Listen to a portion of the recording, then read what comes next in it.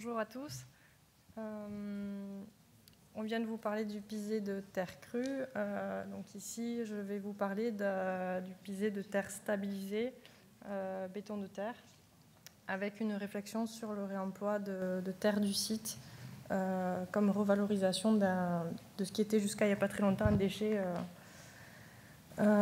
Donc c'est un projet que l'agence a porté il y a 5 ans à peu près, ça a été initié il y a 5 ans. Donc on est sur un projet d'habitat où donc on vient chercher le réemploi de terre de site. On travaille l'inertie, absence d'isolant. D'ailleurs c'était très probant cet été malgré le fait que le chantier n'était pas fini. Avec une recherche bioclimatique, donc travail de patio, d'aération, de ventilation qui est essentiel aussi en parallèle de bâtiments avec forte inertie. Je ne me suis pas lancée dans cette aventure comme ça. J'ai longuement échangé avec des gens qui font ça depuis très longtemps à l'étranger, notamment en Australie, en Nouvelle-Zélande, depuis pas loin de 50 ans. Donc des pays avec des conditions climatiques, forte chaleur et froid l'hiver. Cet ouvrage aussi, je vous le recommande si vous vous intéressez à ce type de construction ou que vous faites de l'expertise.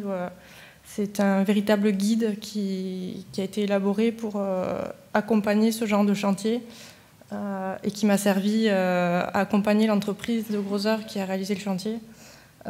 Et à lui enseigner quelques points importants sur ce type de construction.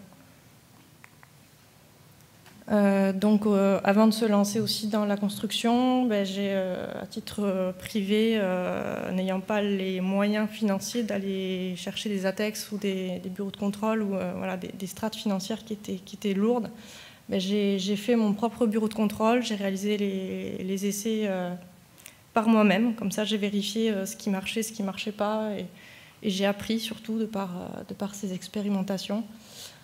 Donc là vous apercevez ici test de bocal, ici le tamisage nécessaire de la terre du site parce qu'on avait des billes de marne qui fragilisaient quand même les éprouvettes quand on les a testées. Donc pas mal d'essais aussi, parce que la question de l'ajout de ciment, de chaux, de rien du tout, ça a été aussi une vraie réflexion.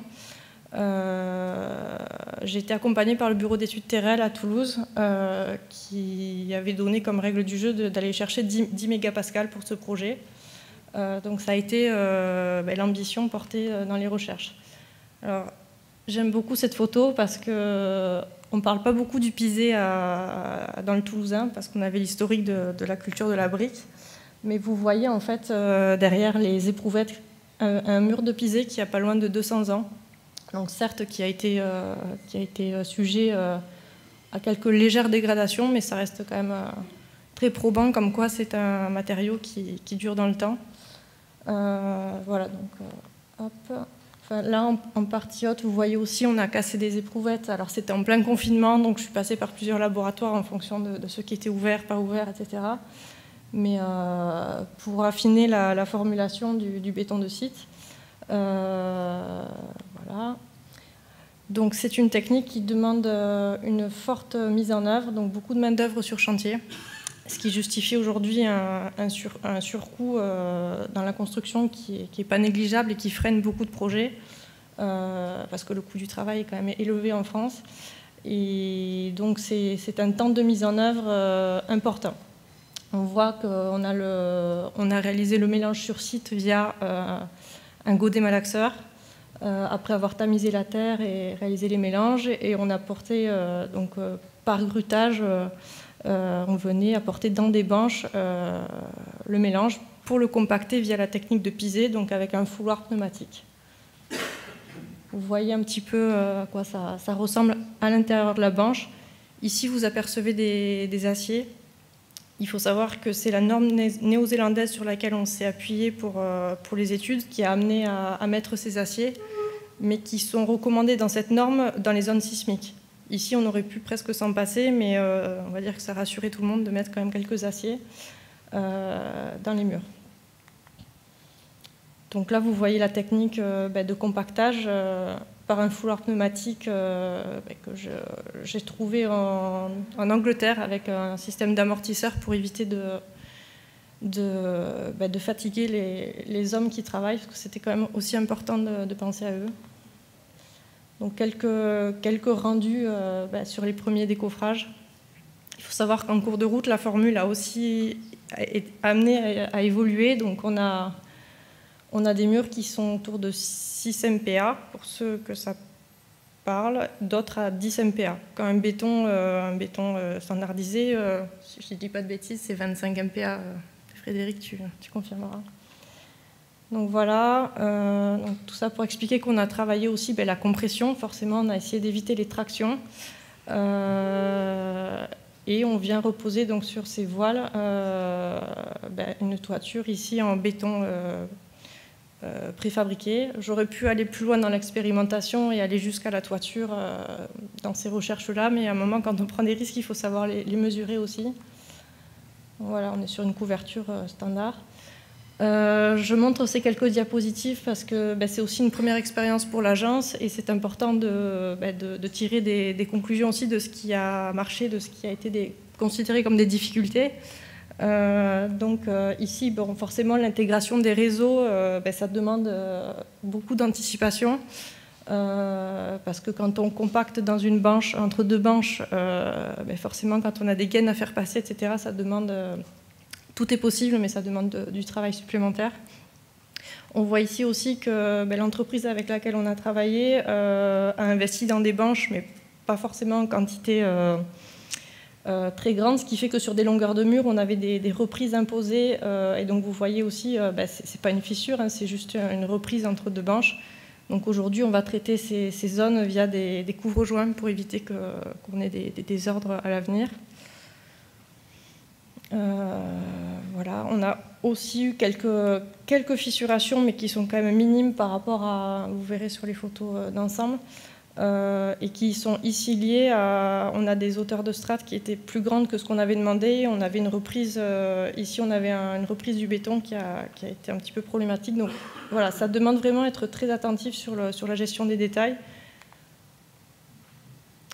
Donc aujourd'hui, nous, on se pose la question de l'avenir d'un tel procédé, parce qu'on ne va pas se mentir, quand il y a eu la crise du Covid, le confinement, on n'était pas vraiment dépendant de l'approvisionnement de matériaux, etc.